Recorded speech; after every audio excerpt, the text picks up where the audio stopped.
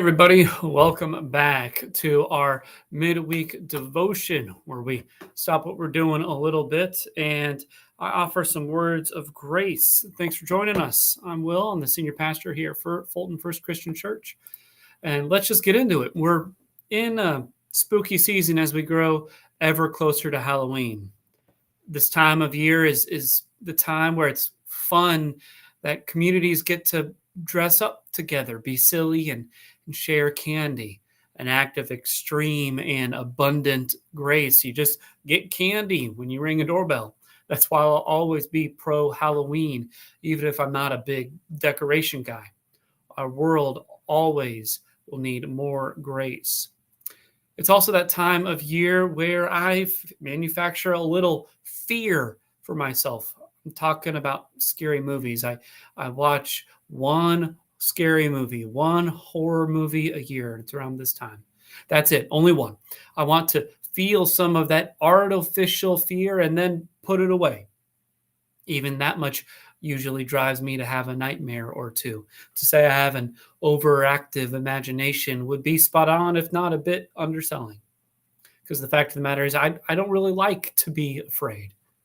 And I don't know of many people who do. Sure, there are those who like horror movies, who go all in on Halloween and whose favorite author is Stephen King. But even then, I would bet that they would admit they don't want to be afraid in the real life. That stuff is just artificial. It's fake. It's not something that's real. No one wants to be afraid for real. Afraid you might not have enough to pay the bills. Afraid the test is going to come back positive.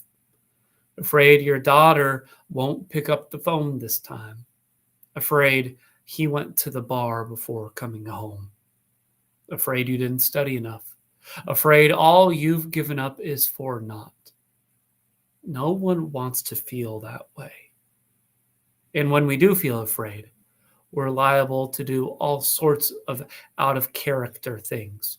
Steal, cheat, fight, run. Fear, I think, this is my opinion, fear is the reason for the rise of Christian nationalism. People are afraid of losing power, that they aren't going to be important or in the driver's seat anymore, and they want to hold on to it as long as possible. Fear is pushing them to resort to extreme measures. And to be honest, Jesus' disciples were no different. There were times they were afraid and they acted out. And one of those times could have been when James and John, people who were in Jesus's closest circle, like the circle within the circle, they asked Jesus if they could sit at his right and left hand when he came in glory. They wanted places of power and prestige and security, to be as close to Jesus as possible.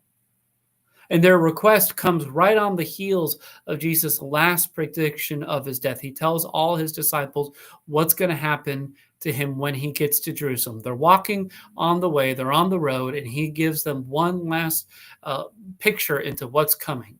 And he really gets into the nitty-gritty details this time. He says the human one will be handed over to the chief priests and the legal experts. They will condemn him to death and hand him over to the Gentiles.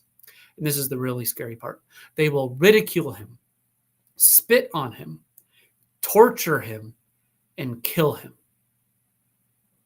I imagine James and John were afraid when they heard that. Afraid for Jesus, sure, but also afraid for themselves. That might come for them too.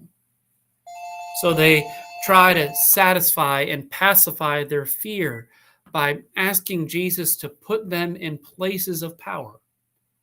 Their fear of what's to come clouds their understanding of Jesus, what he's about, his mission, and then the ramifications of how they're to live their life. Fear makes them resort to the tactics of the oppressor, self-centered power grabbing. Of course, Jesus calls them out for such behavior and thoughts, but that's not what I want to focus on.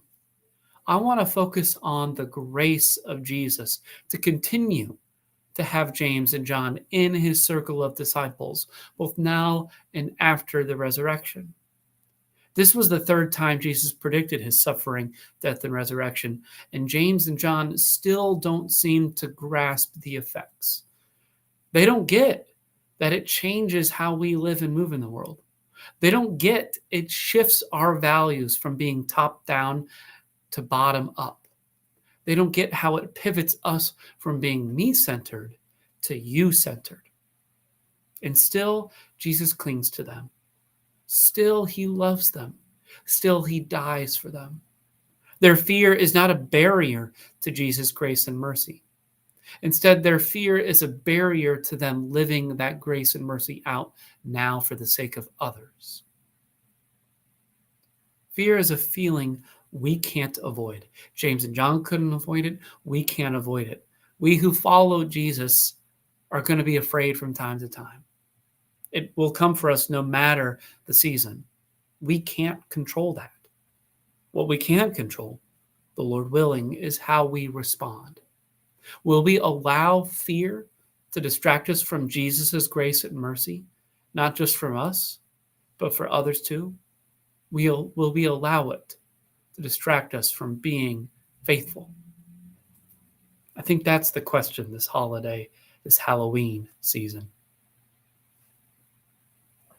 Thanks for joining me for this week's midweek devotion. I hope you heard this word of grace that Jesus is faithful even when we are fearful. Please like and share it with someone who you think needs to hear it. And you're invited to join us for worship on Sunday morning. We gather at 10:30 in person online.